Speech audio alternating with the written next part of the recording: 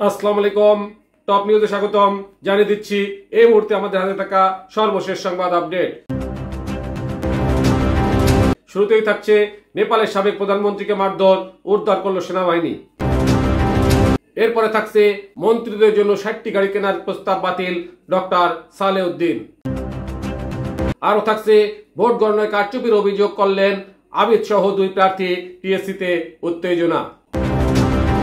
সর্বশেষে থাকছে আমি কোনো দলের নই, কখনো রাজনীতি করিনি, ঢাকা বিশ্ববিদ্যালয়ের উপাচার্য। এতক্ষণ শুনলেন আপডেট সংবাদগুলোর শিরোনাম, এবারে বিস্তারিত। নেপালের সাবেক প্রধানমন্ত্রীকে মারধর, উদ্ধার করল সেনাবাহিনী। বিক্ষোভকারীদের মৃত্যু, রাজনীতিবিদদের দুর্নীতি ও সামাজিক মাধ্যম বন্ধের প্রতিবাদে মঙ্গলবার 9 সেপ্টেম্বর সহিংস রূপ নেয় নেপালের আন্দোলন। এর জেরে প্রধানমন্ত্রী কেপি শর্মা ওলি, প্রেসিডেন্ট রামচন্দ্র পাউয়েল পদত্যাগ করেছেন। প্রধানমন্ত্রীর পদত্যাগের পরই বিক্ষোভকারীরা পার্লামেন্ট ভবন সহ বিভিন্ন জায়গায় আগুন ও ভাঙচুর চালিয়েছেন। এছাড়া সাবেক প্রধানমন্ত্রী ও মন্ত্রীদের বাড়িতেও হামলা হয়েছে। এর মধ্যে সাবেক প্রধানমন্ত্রী শের বাহাদুর টিউবার বাড়িতে প্রবেশ করেন শত শত বিক্ষোভকারী। তারা তাকে ও তার স্ত্রীকে মারধর করেছেন। এতে শের বাহাদুরের মুখ থেকে রক্ত ঝরতে দেখা গেছে। জনতার মার খেয়ে একসময় অসহায় হয়ে পড়েন তিনি। এ সময় তাকে ঘাসের উপর বসে থাকতে দেখা যায়। পাশে দেখা যাচ্ছে সেনা সদস্যরা তার পাশে দাঁড়িয়ে আছেন। বিক্ষোভকারীদের থেকে উদ্ধার করে সাবেক প্রধানমন্ত্রী ও তার স্ত্রীকে নিরাপদ স্থানে সরিয়ে নেওয়া হয়েছে। মন্ত্রীদের জন্য 60টি গাড়ি কেনার প্রস্তাব বাতিল, ডক্টর সালেউদ্দিন। আগামী সরকারের মন্ত্রীদের জন্য 60টি গাড়ি কেনার জনপ্রশাসন মন্ত্রণালয়ের প্রস্তাব বাতিল করা হয়েছে বলে জানিয়েছেন অর্থ উপদেষ্টা ডক্টর সালেউদ্দিন আহমেদ। মঙ্গলবার 9 সেপ্টেম্বর সচিবালয়ে জরুরি ক্রয় সংক্রান্ত উপদেষ্টা পরিষদ কমিটির বৈঠক শেষে সাংবাদিকদের তিনি এ তথ্য জানান। তিনি বলেন, আগামী নির্বাচনে দায়িত্ব পালনে মাঠ প্রশাসনের ব্যবহারের জন্য 300 গাড়ি কেনার সিদ্ধান্ত নিয়েছে সরকার। তবে মন্ত্রীদের জন্য গাড়ি কেনার প্রস্তাবটি গ্রহণ করা হয়নি। একই অনুষ্ঠানে ডক্টর সালাউদ্দিন আরো জানান, জাপানে 1 লাখ কর্মী পাঠানো হবে।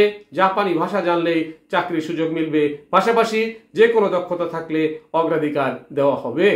ভোট গণনায় কারচুপির অভিযোগ করলেন আবিদ সহ 2 প্রার্থী, টিএসসিতে উত্তেজনা। ঢাকা বিশ্ববিদ্যালয়ের কেন্দ্রীয় ছাত্র সংসদ ডাকসু নির্বাচনের ভোট গণনায় বিশ্ববিদ্যালয় প্রশাসন কারচুপি করছে বলে অভিযোগ তুলেছেন ছাত্রদল সমর্থিত প্যানেলের ভিপি প্রার্থী আবিদুল ইসলাম খান সহ আরো 2 জন প্রার্থী। এ সময় প্রার্থীদের সামনে কেন্দ্রটির ভোট গণনা করার দাবি জানান তারা। মঙ্গলবার 9 সেপ্টেম্বর সন্ধ্যা 7:30টার দিকে টিএসসির সামনে অবস্থান নিয়ে এই অভিযোগ তোলেন তারা। কারচুপির অভিযোগ তুলে ছাত্র শিক্ষক কেন্দ্রের টিএসসির সামনে উত্তেজনা সৃষ্টি করেন ছাত্রদল সমর্থিত প্যানেলের ভিপি প্রার্থী আবিদুল ইসলাম খান। তার সঙ্গে যোগ দেন গণতান্ত্রিক ছাত্র সংসদের নেতা ও স্বতন্ত্র এজিএস প্রার্থী হাসিবুল ইসলাম।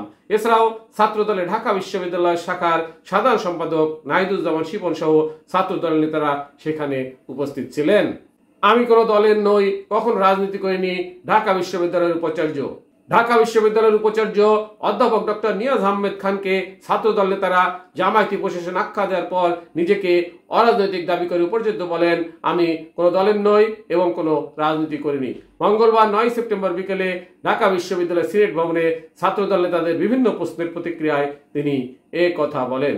এদিন বিকেলে সিনেট ভবনে একটি মিটিং চলাকালীন সময় ঢুকে পড়েন ছাত্রদল নেতারা। তারা ডাকসু নির্বাচন ঘিরে শিবিরের বিরুদ্ধে ক্যাম্পাসের আশেপাশে বহিরাগত জামাত শিবিরের নেতাকর্মী জড়ো করার অভিযোগ তোলেন।